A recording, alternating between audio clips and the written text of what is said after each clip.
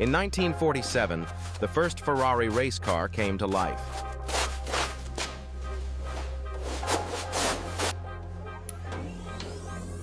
Decades later, this one sits forgotten inside an old workshop. The restoration begins with cleaning. The racing wheels are removed.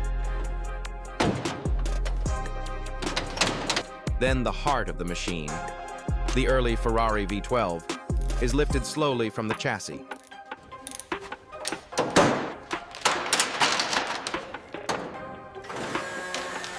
The aluminum body is sanded down to bare metal. Dents are hammered flat. A layer of primer seals the restored body.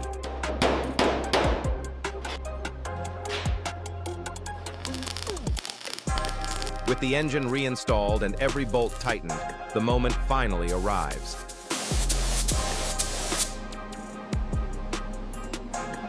After more than 70 years, the Ferrari 125S moves forward again.